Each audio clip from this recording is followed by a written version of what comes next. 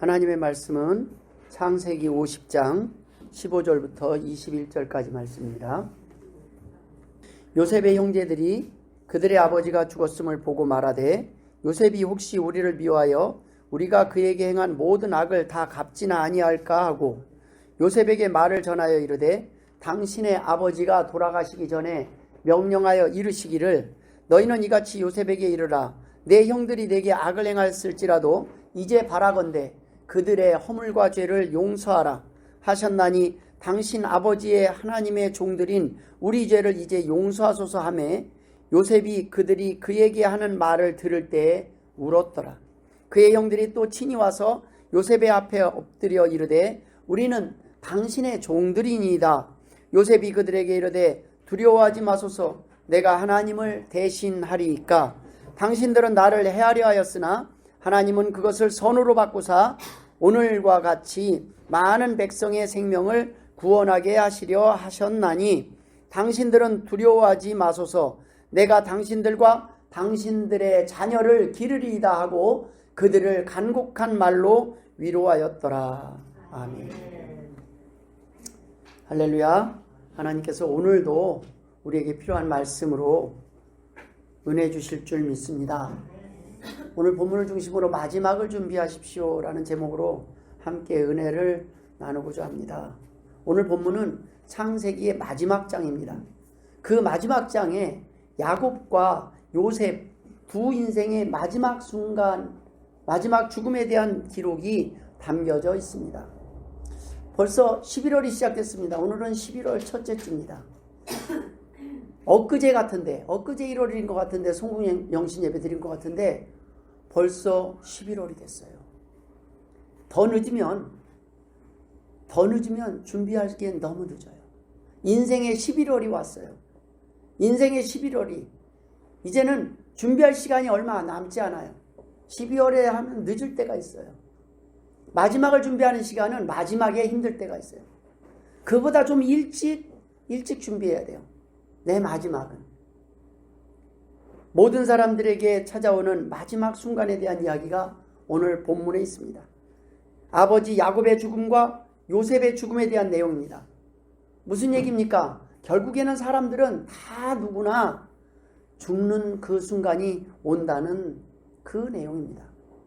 사람들에게 있어서 누구나 다 죽는 순간들이 와요. 이 죽는 순간이 별거 아닌 것 같지만 우리의 삶에 있어서 마치 전세 계약을 하고 나면 계약 기간이 만료될 때가 있어요. 만료되고 나서 내가 다음 집으로 이사 갈 집이 준비된 사람들은 걱정이 없어요. 이사 가면 되니까. 그런데 마지막 순간에 내가 이사 가려고 하니까 너무 전세 보증금이 오른 거예요. 지금 내 돈으로는 내가 1억으로 전세를 살았다면 1억 가지고는 가기에는 이제는 얻을 방이 없어요. 다 2억 3억 올라버렸어요. 그럼 어떻게 해요? 기간이 만료될 때 마음이 조마조마할 거예요. 준비되지 못한 사람은 다음 이사할 곳이 준비가 되지 못한 사람은 걱정이 태산 같을 겁니다. 준비한 사람들은 그 걱정이 없어요. 이제 추수감사절이 얼마 안 남았습니다. 열매를 정산할 날이 다가왔다는 거예요. 한 해 동안 내가 맺은 열매들은 무엇인가? 나의 인생에 봄, 여름, 가을이 다 지나가는데 나의 인생 가운데 내가 심은 나무는 무엇이고 내가 거둘 열매는 무엇인가? 한 해가 얼마 남지 않았고 인생이 얼마 남지 않았습니다. 제가 가만히 생각해 보니까 이제 제 나이에도 10번의 겨울이 오고 나면 내 모습은 어떨까 했더니 바로 이제 은퇴를 앞두신 목사님들이 선배님들의 모습이에요. 아, 저렇게 하고 있겠구나. 엊그제 제가 만난 분들이 정정했던 것 같은데 벌써 이제는 하루가 달라요. 10번, 겨울 10번, 이제 금세 지나갑니다. 벌써 겨울이 이렇게 빨리 왔어요. 얼마나 빨리 오는지 모릅니다. 겨울, 크리스마스 딱 10번만 지나면 지금 우리가 걸어서 왔던 우리가 다시 걸어오지 못할 수 있는 그런 나이들이 돼가고 있습니다. 나는 10번 정도는 좀 길면 20번으로 칩시다. 20번의 겨울이 지나고 나면 우리는요 누워있을 수도 있고 내 힘으로 걸어오기 힘들 수 있어요. 그때 내가 열매를 준비하고 그때 천국을 준비하기에는 너무 늦을 때도 있습니다. 여러분, 또한 그게 10번의 겨울이라고 보장돼 있으면 다행입니다. 근데 우리는 젊어서든지 나이가 들든지 언제 하나님이 우리의 인생의 겨울로 부르실지 몰라요. 우리가 인터넷에 보면은 젊은 분들이 이렇게 젊은 연예인들이 젊은 분들이 벌써 돌아가셨네. 생각지 못한 나이에 벌써 우리가 생각하지 못한 나이에 인생의 겨울이 올 수 있습니다. 하나님이 오늘 우리를 주신 것은 뭐냐면 천국에 갈 수 있는, 천국을 선택할 수 있는 기회의 날을 허락하신 거예요. 우리가 선을 많이 행해서 오늘 더 살게 하신 것이 아니라 천국을 선택할 수 있는 시간, 천국의 보물을 쌓아줄 수 있는 그 시간을 우리에게 그 기회를 주신 것입니다. 이제 그 준비할 시간이 얼마 안 남았어요. 그것이 준비되어 있고 그 믿음이 있는 사람들은 두려움이 없습니다. 하숙생이라는 우리나라 대중가요의 가사 보면 인생은 나그네 길 어디서 왔다가 어디로 가는가라는 가사가 있습니다.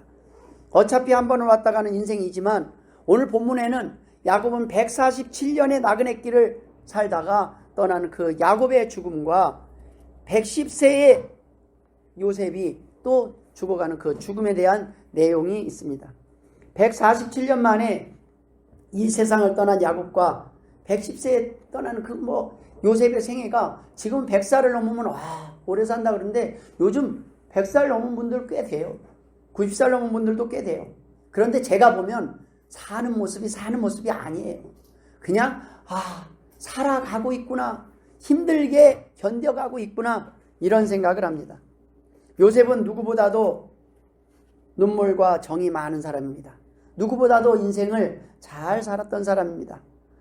그럼에도 불구하고 오늘 요셉은 죽음을 앞두고 있습니다. 그 요셉의 죽음을 앞두고 오늘 하나님께서 이 요셉과 야곱의 죽음을 앞두고 기록하신 이유가 무엇입니까? 오늘 우리에게 주시는 메시지가 무엇입니까? 저는 첫 번째로 오늘 본문에 있는 내용을 가지고 나눌 은혜 가운데 첫 번째가 바로 부모의 유언대로 사십시오라는 내용으로 함께 은혜를 나누길 원합니다. 오늘 본문 창세기 50장 5절에 보면 우리 아버지가 나로 맹세하게 하여 이르되 내가 죽거든 가나안 땅에 내가 파놓은 묘실에 나를 장사하라, 이런 유언을 합니다. 야곱의 유언이에요. 12절에 보면 야곱의 아들들이 아버지가 그들에게 명령한 대로 그를 위해 따라 행하여 라는 기록이 되어 있습니다. 형제들의 잘못에 대한 정확한 인지와 용서를 구하면서 아버지가 이렇게 용서하라고 하셨다, 요셉에게 말을 하면서 아버지가 부탁한 거를 좀 들어줘라. 여러분, 예수를 믿고 안 믿고 떠나서 부모가 자녀에게 하는 유언은요, 듣는 것이 좋아요. 예수 믿어라 이러면 더 잘 들어야 되고, 그거 외에 나머지 다른 유언들도 부모가 평생을 살면서 내 인생 가운데 너는 이거는 안 겪었으면 좋겠다, 그 말을 유언에 담는 거예요. 너는 이렇게 살아라. 그 아름다운 유언이 준비되었을 때 그 유언대로 사는 것이 필요합니다. 오늘 야곱은 그 아름다운 유언을 준비했습니다. 자녀들을 화목하게 할 수 있는 유언을 준비하고 그 유언을 합니다. 그것이 바로 믿음의 유언이에요. 내가 이렇게 하나님을 만나서 이렇게 살다 보니까 이러이러한 어려움 가운데서도 이렇게 소망 가운데 살 수 있었다. 너희도 그렇게 살아라. 그러나 그 무엇보다도 아버지 야곱이 우려했던 것은 무엇입니까? 형제들을 용서하길 원한 거예요.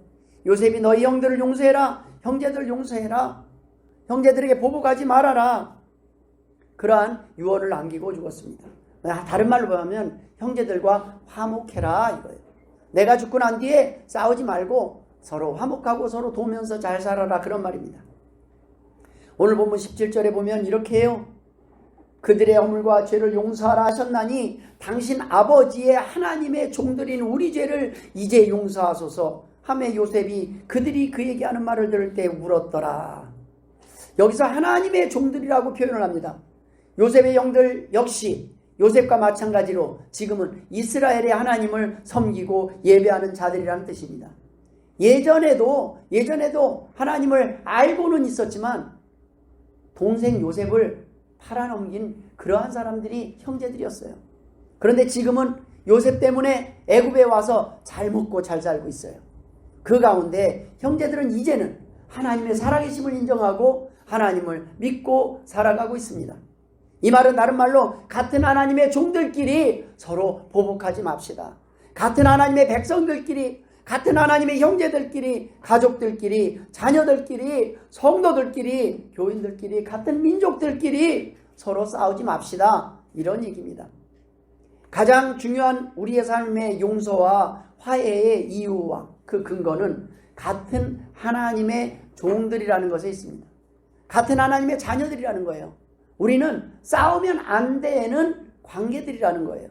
같은 목적을 가지고 살아가는 사람들이 하나 되지 못하는 그 순간이 뭐예요? 싸우는 순간이에요. 의견이 달라요. 의견이 다 달라요. 의견만 다른 게 아니에요.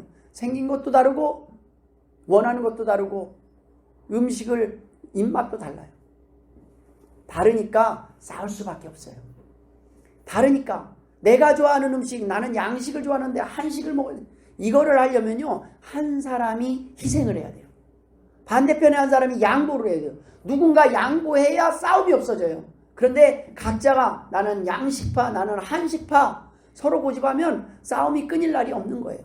각각의 성격이 너무 추워, 너무 더워, 더운 사람, 추운 사람 그거 맞추다 보면 못해요. 약간 더울 때는 더운 대로, 추울 때는 추운 대로 참는 사람이 있을 때 화목할 수 있는 것입니다. 오늘 요셉의 형제들은 요셉에게 아버지의 유언을 근거로 우리를 용서해달라고 부탁을 해요. 그런데 이 얘기를 듣고 요셉이 어떻게 했다고요? 울었더라. 요셉은 상당히 이성적인 사람입니다. 그런데 오늘 창세기에 보면 요셉이 울었더라 하는 부분이 여러 번 나와요. 여러분, 요셉의 눈물은 약해서 흘리는 눈물이 아닙니다. 사랑의 눈물이에요. 안타까움의 눈물입니다. 감사의 눈물이요, 소망의 눈물입니다. 행복하게 하는 눈물이에요. 누군가를 바라볼 때 측은하게 여기고 불쌍히 여기는 그런 눈물이에요. 형제들이 아직도 나를 이렇게 못 믿는구나, 그걸 생각하면 요셉은 마음이 아파서 눈물을 흘려요.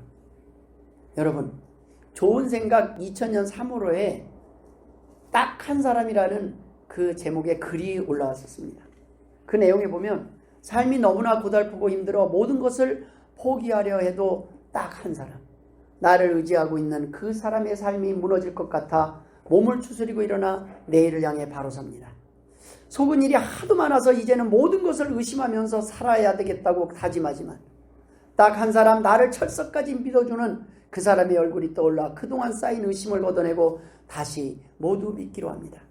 사람들의 마음이 너무나 강팍하여 모든 사람을 미워하려고 해도 딱 한 사람, 그 사람의 사랑이 밀물처럼 가슴으로 밀려와 그동안 쌓인 미움을 씻어내고 다시 내 앞에 모든 일을 사랑하기로 합니다. 아프고 슬픈 일이 너무 많아 눈물만 흘리면서 살아갈 것 같지만 딱 한 사람, 나를 향해 웃고 있는 그 사람의 해맑은 웃음이 떠올라 흐르는 눈물을 닦고 혼자 조용히 웃어봅니다. 사람들의 멸시와 조롱 때문에 이제는 아무 일도 할 수 없을 것 같지만 딱 한 사람, 나를 인정해주고 격려해주는 그 사람의 목소리가 귓가에 맴돌아 다시 용기를 내어 새 일을 시작합니다. 세상을 향한 불평의 소리들이 높아 나도 같이 불평하면서 살고 싶지만 딱 한 사람, 늘 감사하면서 살아가는 그 사람의 평화가 그리워 모든 불평을 잠재우고 다시 감사의 목소리를 높입니다. 라는 글이 있습니다. 우리가 인생에요, 죽는 거 딱 한 사람이 없어서 죽어요. 내가 힘들 때 전화할 수 있는 딱 한 사람, 내가 아프고 힘들고 견디기 힘들 때 도움을 청할 수 있는 딱 한 사람, 그 한 사람이 없어서 우리는 절망할 때가 있어요. 그 한 사람만 있으면 우리는 다시 힘을 내서 나갈 수 있어요. 여러분, 누군가를 위해서 힘들 때 함께 울어줄 수 있는 딱 한 사람이 되길 주의 이름으로 축원드립니다. 누군가에게 한 사람, 그 한 사람이 없어서 우리는 수많은 사람들이 젊은 나이에 죽음을 선택해요. 더 오래 살고 싶은 이 세상을, 더 오래 사는 걸 다 끝내고 삶의 소망을 끊고 죽음을 선택해요. 죽고 나면 뭔가 좋은 세상이 열릴 줄 알고, 아니에요. 더 끔찍한 세상이 열릴 뿐입니다. 이 땅에서 하나님의 말씀을 통해서 소망을 얻지 못하면 죽어서도 절망밖에 없습니다. 얼마 전에 기사에 인천대교에 중간에서 세워달라는 어떤 분이 있었대요. 택시기사가 세워달라는 그 목적지를 딱 이미 정했을 때 이건 아니다 싶어서 이미 112로 신고를 했답니다. 위험한 사람이 있습니다. 자살할 것 같습니다. 아니나 다를까 고집하고 내리자마자 뛰어드는 거예요. 다행히 신고한 그대로 경찰들이 빨리 도착해서 구해줬다는 얘기가 있습니다. 우리는 주변의 사람들이 뭔가 이상하다 하는 거에 둔감해요. 왜요? 내 것에 바빠요. 그런데 우리가 사랑하는 사람들에 대해서는 어떻게 해요? 우리가 수시로 안부를 물어요. 제가 새벽 예배에 나오라고 권하는 이유 중에 하나가 뭐예요? 네, 나이가 들수록 새벽 예배를 나오십시오. 왜냐? 밤새 안녕하셨습니까? 이게 되게 중요한 거거든요. 밤사이에 문제가 생기더라고요. 밤사이에 어떤 일들이 일어나면 대처를 못해요. 이번 주에도 새벽 가운데 연집사님이 하루 빠지셨어요. 바로 걱정이 되니까 바로 이 권사님이 찾아가고 제가 전화를 하고 괜찮으시냐고 물어요. 왜요? 지난밤에 괜찮은 분들도 오늘 어떻게 될지 모르는 게 우리의 인생입니다. 나 건강해요. 나 밤새 안녕했어요. 알리는 가정을 날마다 나오던 분이 탁 빠지면 바로 우리는 레이더에 걸리는 거예요. 무슨 일 있나 보다. 어디 아프면 다행히 컨디션이 잠깐 안 좋았을 뿐이라는 얘기를 들었습니다. 엊그제 비가 오는데 저도요. 몸이 막 쑤시고 몸이 그래서 타이레놀 하나를 딱 먹고 가만히 생각해보니까 그날 비가 오더라고요. 이제 제 나이에도 몸으로 일기예보를 하는 나이가 됐습니다. 몸이 뭔지 알아요. 일기예보 난 본 적이 없는데 뭐지? 계속 맑다가 왜 이렇게 온몸이 쑤시고 아프지? 여러분 이제 그런 나이가 와요. 뭐요? 이제는 우리의 마지막을 준비해야 될 시간들이 다가오고 있습니다. 그것에 둔감하면 안 돼요. 우리 몸은 받아들이기 시작합니다. 피할 수가 없어요. 그런데 그런 순간에도 우리는 딱 한 사람만 있으면 우리는 소망이 있습니다. 바로 그것이 예수 그리스도입니다. 예수님만 있으면 우리는 천국에 대한 걱정할 필요 없어요. 지옥 갈 걱정할 필요 없고 천국에 대해서 내가 소망 가운데 살기 때문에 살아도 감사, 죽어도 감사인 겁니다. 우리의 죽음이 끝이 아니라 좋은 미래가 약속되어 있다는 것을 믿을 수 있을 때 우리는 소망이 있는 거예요. 우리가 이 땅에 살아갈 때도 누군가에게 꼭 필요한 한 사람이 되고 누군가 나에게 꼭 필요한 사람이 되는 것만큼 우리 세상은 점점 좋아질 것입니다. 우리가 이 땅에 살아가는 동안 우리에게 주신 사명이 크고 대단한 것이 아닙니다. 우리 주변에 있는 상처받고 두려움 속에 있는 사람들에게 위로와 기쁨을 주는 딱 한 사람이 되는 것이에요. 요셉이 이 땅에서 그가 이성적인 사람이 울보가 된 것이 왜 그렇습니까? 우리가 울보가 된다. 나이가 들면 울보가 돼가는 것 같아요. 나이가 들면 눈물이 많아져요. 남자들이 나이가 들면 옛날에는 안 그랬는데 나이가 들면 드라마 보면서 울어요. 훌쩍훌쩍 울고 있어요. 젊어서는 안 울던 사람이. 내 가운데 이렇게 눈물이 찡하니 이미 마음은 울고 있어요. 눈시울이 뜨거워져요. 왜요? 인생 가운데 인생이 흐를 때 우리의 마음들이 강팍했던 마음, 강했던 마음, 그런 마음들이 약해지고 이제 사람들의 눈물을 이해하기 시작하는 나이가 된 거예요. 힘들겠구나. 그 안에서 내 모습을 바라보기도 하고 드라마 속에서 상대방의 모습을 바라보면서 그 마음에 공감을 하는 공감 능력이 생기는 거예요. 나이가 들면은 남자는 여성화가 되고 여자는 남성화가 돼요. 점점 강해져요. 네, 담대해져요. 근데 남자들은 그렇게 강했던 남자들이 열이 약해져요. 아내만 어디 가도 정신 못 차려요. 불편해요. 너무너무 불편해요. 우리 아내가 어디 갔나? 왜요? 모든 것을 아내가 해줄 때 이제 내가 해먹으려니까 힘들고 불편하고. 여러분, 우리가 나이가 들면 우리의 눈물이 많아질 때 우리의 인생의 마지막을 준비해야 될 때가 다가왔음을 우리는 인지해야 합니다. 우리가 이 땅에서 울어야 될 때 울지 못했던 순간들이 있어요. 아파해야 될 때 아파해주지 못할 때가 있어요. 그걸 돌아보면 참 미안해요. 내가 너희들 키우는데 내가 얼마나 고생했는 줄 아냐 라고 말을 할 수 있지만 나이가 드니까 못해준 게 마음에 걸려요. 그래도 내가 더 신경 써서 기도해주지 못했고 조금 더 보살펴주지 못하고 함께해주지 못했던 그런 시간들이 아쉬워요. 우리가 함께 있다 오늘 떠나겠지만 떠날 때는 떠난 분들 다 생각해보면 있을 때 조금 더 사랑하고 조금 더 챙겨주지 못했던 것이 마음 한켠에 남을 뿐입니다. 그러나 이것도 11월에 있고 9월에 있는 사람들이에요. 인생의 12월에 가 있는 사람들은 이제는요 남을 돕는 것이 아니라 이제는 도움을 받아야 되는 때가 됩니다. 이제는 남을 챙겨주는 것이 아니라 남의 사랑을 남의 도움을 요청하는 때가 오는 것입니다. 여러분 우리가 늙어서 나 좀 도와주세요. 나 좀 도와주세요. 나에게 도움이 필요합니다. 그럴 때가 오게 돼요. 내 힘으로 아무리 살아가고 싶어도 이제는 내 목소리로 도와주세요 할 수 있는 사람은, 그나마 전할 수 있는 사람은 양반이에요. 말을 못하더라고요. 너무 아프신 분들은 말도 못해요. 표현도 못해요. 내가 아프면 아프다고 표현을 못해요. 그렇기 때문에 그 표현하지 못하는 그러한 상황에서도 알아서, 여기가 불편하시죠? 이게 불편하실 거예요? 알아서 챙겨주는 사람들, 그런 사람들이 있으면 얼마나 행복하겠습니까? 그런 사람들을 누가 만드는 거냐? 우리가 만드는 거예요. 우리가 지금 그러한 모습을 인생의 7월, 8월, 9월, 10월에 있을 때 누군가에게 그러한 것들을 할 때 그 다음 사람들이 그걸 보고 배우는 거예요. 우리가 인생의 12월에 갔을 때 나의 인생의 9월, 10월에, 7월에 있던 나의 모습 그대로 이 세상 사람들은 배우고 따라할 것입니다. 여러분, 이 땅에서 우리가 살아가는 동안에 무엇보다도 기회가 있을 때 다른 사람들에게 나의 삶으로 유언하는 것이 필요하다는 거예요. 효도해라 할 거 없어요. 이제는 저희 부모님들이 다 돌아가셔서 이제는 효도를 가르칠 방법이 기회가 없어요. 이렇게 하는 거다 저렇게 하는 거다 보여줄 방법이 없어요. 그런데 감사한 것은 그 기회가 있었기에 감사합니다. 부모님을 섬길 수 있었, 부모님을 모실 수 있었기에, 아이들이 그것을 보았기에 우리 자녀들은요, 부모님에게 어떻게 해야 되는지는 알아요. 어떻게 하는지 알아도 그렇게 한다는 보장은 없지만, 그러나 그 자녀들이 방법은 배웠구나. 나중에 어떻게 될지 모르지만, 근데 여러분, 내가 그 부모의 자녀의 효도를 받아서 기쁜 것이 아니라 그 자녀들이 효도할 정도로 잘 큰 것이 기쁜 거 아니겠습니까? 우리가 못 받아서가 아니라 그건 내가 잘못 키웠어 그럴 수 있어요.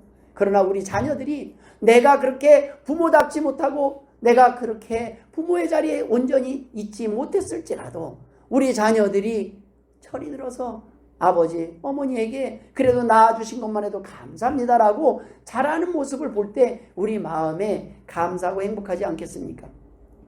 부모의 유언은요, 말로 하는 것이 아닙니다. 부모의 유언은 삶으로 하는 거예요. 지금 준비하셔야 됩니다. 우리의 자녀들이 하나님 앞에 내가 어려울 때 어떻게 기도하고 엎드리는지, 내가 힘들 때 누구를 의지하는지 그것을 내 삶으로 보여주는 거예요. 무엇보다 우선으로 힘들 때 누구 앞에 나와서 예배하며 찬송하는지 보여줄 때는 자녀들도 자연스럽게 그것을 따라하게 돼 있습니다. 우리가 힘들 때 내가 어떠한 방법으로 그 스트레스를 푸는지 그것을 보고 자녀들도 따라합니다. 우리의 유언을 이제 행동으로 남게 될 때요. 과거에 내가 과거에 다 엉망으로 살아서 우리 자녀들에게 못 볼 거 다 보여줘서 나는 할 말이 없다라고 말하지 마세요. 자녀들이 기억하는 것은 마지막에 하나님의 은혜를 입고 변한 아버지의, 부모의, 어머니의 마지막 모습이에요. 내가 예전에 너희들이 알지 않냐? 아빠가 정신 못 차릴 때, 엄마가 정신 못 차릴 때 어떻게 살았는지, 내가 어떻게 살았는지 너희들 알지? 근데 내가 노년에 하나님을 만나고 나서 또 어떻게 변했는지 너희는 알 것이다. 그 나를 변하게 하신 그 하나님을 자녀들에게 보여줘야 됩니다. 마지막을 보여주는 거예요. 내가 하나님을 만나기 전과 후, 내가 하나님의 은혜를 입기 전과 후의 비포 애프터를 자녀들이 보는 이상 하나님을 믿는 것에 대해서 주저할 필요가 없을 것입니다. 여러분, 우리는 아름다운 유언, 아름다운 유산은 무엇입니까? 믿음의 유산이에요. 하나님을 나의 하나님으로 고백한 뒤에 나의 삶, 저 천국을 준비하기로 내가 결정한 뒤에 나의 삶의 모습을 통해서 자녀들은 하나님을 의지하는 법을 배울 것입니다. 두 번째, 우리가 나눌 은혜는 심판할 수 있는 자격은 우리에게 없다는 것입니다. 오늘 본문에 보면 하나님의 주권을 인정하는 부분들이 나와요. 하나님이 원하시는 사명의 자리에 우리가 있어야 될 때가 있습니다. 그런데 우리는 그 하나님이 원하시는 사명의 자리, 하나님이 원하시는 삶을 떠나서 우리가 내가 무슨 권한이 있고 내가 무슨 힘이 있어서 내 의지로 살아가는 것이냐 착각하고 살아갈 때가 있어요. 오늘 요셉은 형제들이 이제 아버지가 돌아가셨으니까 우리한테 보복할까 봐 두려워서 용서하십시오. 아버지가 유언했습니다. 용서하라고. 아시지 않습니까? 우리는 당신의 종입니다. 형들 체면이 완전히. 요셉은요, 막내 12명의 아들 중에 11번째예요. 근데 10명의 형들이 와가지고 지금 우리는 당신의 종입니다 라고 말을 하고 있어요. 그때 요셉이 이렇게 말합니다. 내가 하나님을 대신하리이까? 두려워하지 마소서 내가 하나님을 대신하리까. 이 말은 다른 말로 바꾸면 내가 하나님 대신 벌이라도 내릴 듯 싶습니까? 라는 말입니다.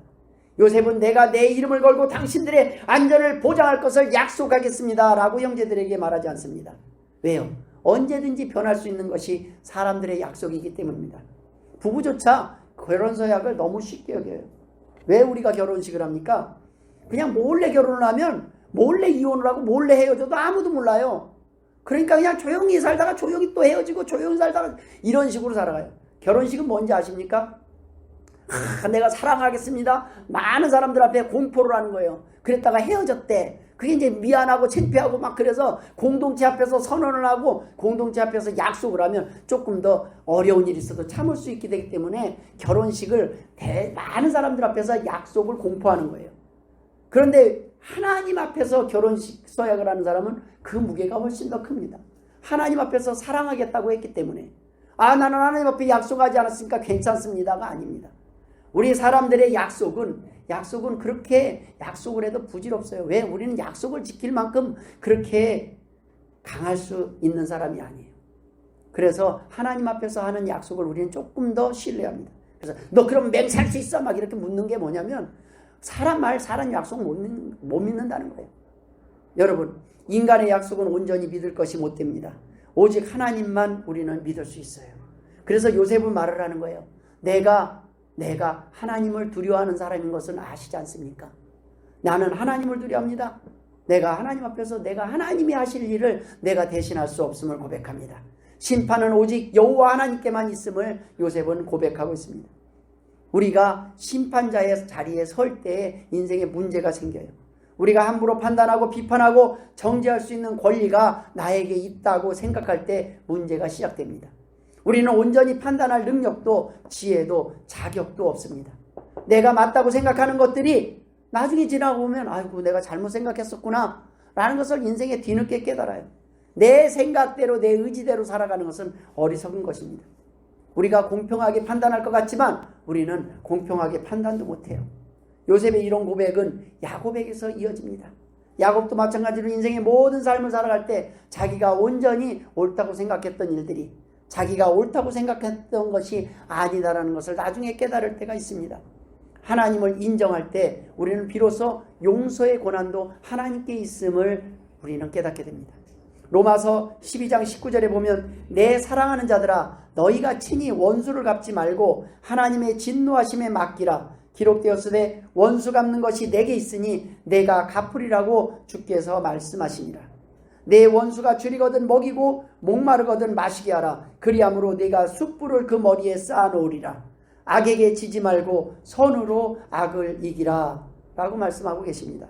여러분, 원수 갚는 것은 우리에게 있는 것이 아니라 하나님께 있습니다. 우리에게 하나님이 주신 명령은 그 원수에게 어떻게 해요? 선을 행하는 거예요. 원수를 그냥 용서하는 선이 아니에요.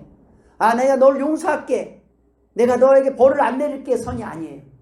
내가 너를 사랑할게. 여러분, 원수를 사랑하는 거 쉽지 않습니다. 그냥 원수가 칼로 우리를 찌르거나 손해를 입힌 사람들, 큰 손해를 입힌 사람만 원수가 아닙니다. 상대방의 말 한마디가 때로는 나를 거스리게 하고 아프게 할 때가 있습니다.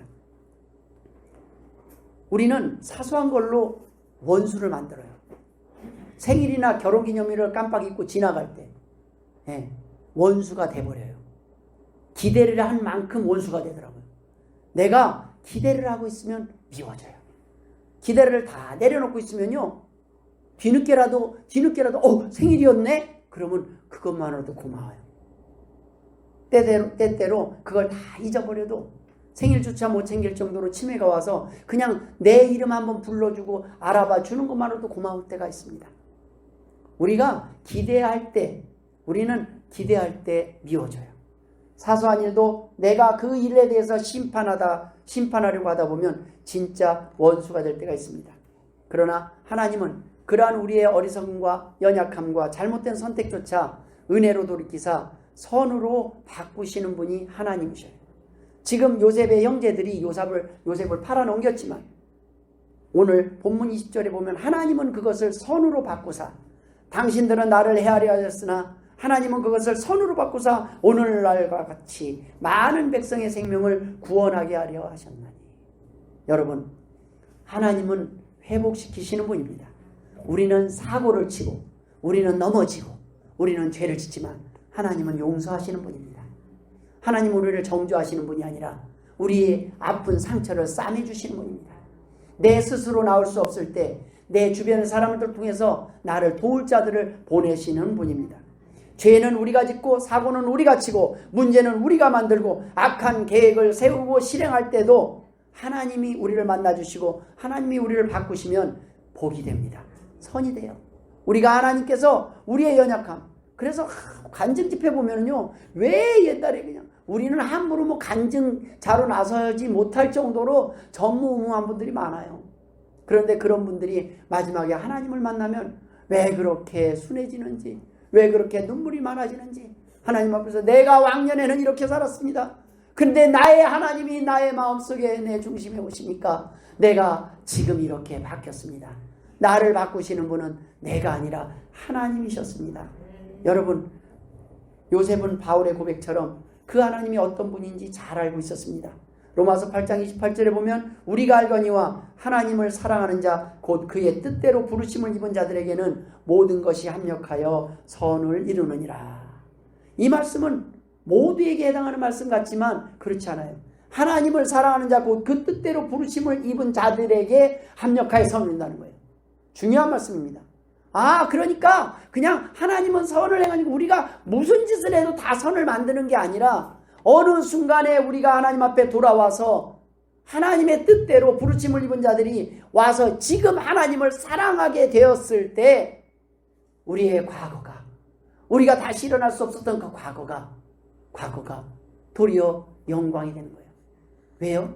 내가 악하고 고집세고 내가 나쁜 짓을 많이 하면 했을수록 나를 바꾸신 그 하나님의 능력은 대단하기 때문에 명의다, 뭐 의사다. 근데 감기 고치는 사람을 막 명의다 이렇게는 안 하는 것 같아요. 근데 이 사람은 죽을 병에 걸렸습니다 하는데 고치면 그분이 유명해지는 거예요. 여러분, 우리가 모두가 영원히 죽을 병에서 구원하시는 그 하나님을 우리를 통해서 하나님은 증거하기를 원하셔요. 그래서 우리의 연약함을 통해서 하나님은 나의 이러한 연약함을 아시면서도 우리를 부르시고 택하여 주시사 변화시켜서 지금 이렇게 만드셨습니다 라고 자랑하기를 원합니다. 하나님께서는 우리 자신조차 심판하기를 원하시지 않아요. 그런데 우리 자신이 우리가 하나님 앞에 돌아오지 않으면, 하나님을 선택하기만 하면 하나님은 우리의 과거에 그러한 잘못된 삶을 왔을지라도 하나님은 용서하시고 싸매시고 그러한 나를 통해서 또 하나님께서 영광 받으시고 많은 사람들이 행복하게 될 것이라고 말씀하시는 것입니다. 자신들은 변하지 않고 자신들은 여전히 그 자리에서 여전히 악한 계획과 생각을 가지고 있으면서 언제든 하나님을 배반할 준비를 하고 살아가면서 자기가 잘 되기를 바라거나 잘 될 거라고 생각해서는 안 된다는 말씀입니다. 인간은 자신이 죄악된 삶을 선택한다면 본능적으로 알고 있습니다. 내가 잘 되지 않을 것을, 내 미래를 생각할 때 깜깜할 걸. 그래서 어두워요. 내가 죄를 지면 막막한 거예요. 내가 죄 가운데 있으면 하나님 앞에 도우심을 정하는 기도가 막혀요. 그래서 기도할 때는 제일 먼저 회개하는 거예요. 하나님 용서하옵소서. 하나님 용서하여 주옵소서. 내가 다시 하나님이 원하는 삶을 살기를 원합니다. 돌아오기를 원합니다. 하나님의 통치를 인정할 때 하나님께서 우리의 삶을 선으로 바꾸실 줄 믿습니다. 아멘. 마지막으로 용서하기를 원합니다. 용서는 나와 남을 살리는 기적의 비밀입니다. 비처라는 설교자가 있습니다. 그가 이렇게 말을 했습니다. 용서할 수 있으나 잊을 수는 없다고 하는 말은 용서하지 않는다고 하는 말과 같다. 여러분, 종이를 찢어 불태워버리는 것처럼 형체도 없게 될 때야 그것이 용서입니다. 용서 못한다고 하지만 용서를 하지 않은 것입니다. 용서를 못하는 것이 아니라 내가 용서하지 않고 있는 거예요. 용서를 안 하고 있으면 하나님을 배울 수 없다는 거예요. 아주 놀라운 말입니다. 우리가 용서를 하는데 우리가 부부싸움 하면은 과거에 10년 전부터 자꾸 끄집어 올라와요. 그러지 마세요. 그냥 다 잊어버려야 돼요. 옛날 거 생각하면요, 점점 우리는 오래 살면서 할수록 미운 게 많아져요. 아주 전과가 점점 늘어나요. 우리는 수없이 부부가 서로에게 아픔을 준 사람이에요. 전과 1범, 2범이 아니에요. 전과 100범도 넘을 거예요. 싸운 횟수만큼 미워했으니까. 그 모든 것들을 다 퉁쳐주시기 바랍니다. 다 찢어버리시고 다 불태우시고 기억도 안 나. 모르겠어. 근데 자꾸 우리는 뭐니 그러면 지난번에도 그랬잖아. 지난번에 그 잊었다며. 용서했다며. 용서하고 새로운 기회가 돼야 우리가 새롭게 좀 잘 살아볼 그런 소망이 생기지 않겠습니까? 새 도화지를 줘야지 자꾸 흔 도화지를 주면 이미 망친 도화지를 자꾸 주고 그림을 그리라는 거예요. 나보고. 여러분 이쁘다 하시는데 완전히 이뻐하셔야 돼요. 완전히 깨끗한 도화지를 오늘 새로 주셔야 돼요. 그랬을 때 그분이 바로 예수님이시고 하나님이셔요. 새로 도화지를 하나 줄 테니까 다 잊어버리고 너 잘못했어. 아유 너 회개했잖아. 난 기억도 안 나. 그러니까 이제 열심히 살아봐. 여러분 우리가 두려워하는 마음이 있다면 왜 그래요? 용서하지 못함이 있기 때문에 그래요. 우리 마음 안에 누군가를 용서하지 못하면요 내가 병이 들어요. 내가 화병이 생겨요. 내가 견딜 수가 없어요. 생각해 보세요. 상대방 나한테 못된 짓 한 사람은요 잘 먹고 잘 살아요. 그냥 두 발 뻗고 잘 자요. 그런데 못 견딘 사람은요 당한 사람이에요. 억울해서 죽겠고 힘들어서 죽겠고 그런 답답함에 내가 병들어요. 왜 가해자는 두 다리 뻗고 잘 자는데 왜 나는 상처받고 힘들어서 화병 나갖고 우울증에 걸려야 됩니까? 여러분 용서하시기 바랍니다. 심판을 누구에게 맡기고요? 하나님께 맡기고. 하나님 심판해 주십시오. 이게 아니에요. 하나님 용서해 주십시오. 용서하지 못한 나를 먼저 용서하시고 하나님 그 사람을 용서해 주십시오. 그러면 그 사람도 하나님을 만나서 돌아와서 나에게 용서를 구할 것입니다. 기적은 어디에서 일어납니까? 온전한 용서에서 나요. 용서는 완전히 잊어요. 용서는 나만 살리는 것이 아니라 나와 이웃을 살리는 기적의 약입니다. 용서하지 못하는 만큼 우리는 힘들고 두렵고 아플 것입니다. 여러분 이 땅에 많은 사람들이 죽기 전에 꼭 해야 될 것이 있어요. 다 용서하고 가신 겁니다. 미리미리 용서하세요. 미리미리 용서하면요 기적을 경험할 거예요. 내가 이렇게 미워했는데 내가 당신 용서할게. 얼마나 멋있는 말인지 몰라요. 얼마나 아름다운 말인지 몰라요. 얼마나 행복하게 하는 말인지 몰라요. 용서라는 말은 사람을 행복하게 해요. 용서라는 말은. 여러분 요셉의 그 사랑은 하나님의 사랑과 닮았습니다. 하나님의 사랑과 약속의 메시지는 오늘도 동일하게 전해집니다. 내가 너희를 사랑한다. 용서하겠다. 그러니까 두려워하지 말아라. 놀라지 말아라. 내가 너와 함께 할 것이다. 내가 용서할 수 있다면 이미 기적을 경험한 것이다. 내가 용서할 수 있는 힘은 이미 말씀의 근거에서 하나님이 주신 은혜라는 것을 우리는 경험할 수 있습니다. 여러분 그냥 형제들을 용서하는 정도가 아니라 오늘 요셉은 이렇게 고백을 합니다. 당신들은 두려워하지 마소서. 내가 당신들과 당신들의 자녀를 기르리이다 하고 그들을 간곡한 말로 위로하였더라. 그냥 용서가 아니라 자녀들까지 다 책임지겠다는 거예요. 소극적으로 약속하는 게 아니에요. 간곡한 말로 위로하고 안심시키고 있는 거예요. 복음을 전할 때 우리의 모습은 요셉 같아야 합니다. 불신자들에게 나는 전했으니까 뭐 천국을 가든 지옥을 가든 그건 당신들의 선택입니다 하는 태도가 아니에요. 간곡한 말로 사실 우리가 아쉬울 게 없잖아요. 그런데 눈물로 거듭거듭 우리는 알려야 돼요. 왜요? 지옥을 가게 하면 안 되잖아요. 내 가족에게 내 자녀에게는 더더욱 그렇습니다. 내 친구에게는 더더욱 그렇습니다. 왜 그래요? 생명이 걸린 일인데 이 땅에 한 번 죽는 이 생명이 아니라 육신의 생명이 아니라 영원히 살 수 있는 기회를 놓치는 것이기 때문에 영원히 죽고 사는 문제이기 때문에 우리는 간곡한 말로 전하는 거예요. 사명은 우리 대해서 끝나는 것이 아니라 우리의 자녀들에게 믿음으로 물려주는 것입니다. 우리가 만난 하나님, 나와 함께 하셨던 그 하나님을 자녀들에게 소개하시길 바랍니다. 우리가 했던 그러한 삶을 자녀들에게 물려주시길 바랍니다. 어차피 나는 이제 죽을 거니까 너희들이 어떻게 살든 나는 알 바 없다 라고 무책임하게 마무리하면 안 돼요. 내가 만난 하나님, 내가 하나님을 아프게 했던 그 일조차 자녀들에게 고백할 수 있어요. 내가 이렇게 하나님을 아프게 했었는데 하나님은 나를 용서하셨다. 내가 그렇게 착한 사람이 못됐는데 하나님은 그럼 나도 용서하셨다. 그리고 내가 노년에 이렇게라도 너희들에게 당부하는 것은 너희들은 조금 더 일찍 하나님 앞에 돌아왔으면 좋겠다. 여러분 이 땅에 사는 사람 동안 살아가는 사람 중에 상처받지 않은 사람이 어디 있겠습니까? 많은 사람들이 상처를 받고 살아요. 가족 때문에 상처받는 사람은 더 많이 있어요. 그런데 그 많은 위로는 하나님을 만나고 하나님의 사랑을 전하고 용서하는 사람들을 통해서 회복되는 것입니다. 여러분, 방귀 낀 사람이 승낸다고 그런 얘기가 있잖아요. 죄를 지면요, 미안해서 더 화를 낼 때도 있어요. 그런데 가장 쉬운 방법은요, 사랑하고 덮고 모르는 척 하는 겁니다. 그냥 모르는 척 하는 거예요. 기억 안 나는 척. 네, 기억 안 나고 모르는 척 해주는 것이 때때로 낫습니다. 근데 알고 이미 다 알았어요. 그냥 뭐 피할 수 없어요. 그럴 때도 빨리 잊어야 돼요. 그 다음 주에 만나서 다시 얼굴 보기 미안하게 만드는 것이 아니라 빨리 잊게 해줘요. 그런 용서는 하나님을 이름을 걸고 하나님 때문에 하는 용서입니다. 그것이 바로 누군가를 돌보고 회복시키는 사람입니다. 하나님께서는 오늘 우리가 이 사명을 감당하길 원하십니다. 우리가 이 땅에 사는 동안 별거 아니더라고요. 우리가 별거 아니에요. 무엇이 행복하게 하는 건가? 용서가 행복하게 하는 거예요. 사람을 만나보십시오. 마음에 안 드는 거 천지예요. 집에 가보세요. 다 마음에 안 들어요. 자녀, 배우자, 가족 마음에 안 드는 게 천지예요. 그런데 마음에 드는 거 한 가지 때문에 칭찬하고 감사하고 위로하고 격려하면, 남자는요 대단한 것 같아도 아주 단순해요. 남자를 행복하게 하는 말이 무엇인지 아십니까? 당신 멋져예요. 바깥에서 아무리 칭찬을 들어도요, 집에 와서 그 소리 못 들으면요 바깥에 나가서 기가 죽어요. 당신 멋져. 사람들에게 당신 아름다워. 아, 나는 별거 아니에요. 아니야, 내 눈에는 당신이 제일 이뻐, 귀해, 아름다워. 그런 사람들에게 자존감이 생기는 거예요. 자존감 죽이는 거 아주 간단해요. 100가지를 잘해도 한 가지 잡고 뭐라고 해놓으면은 마음이 그날 가지고 다 기분이 다 나빠지는 거예요. 우리가 요번에 바자회 어떻게 될지 모르겠습니다. 근데 저는요 멋진 결과가 나올 줄 믿습니다.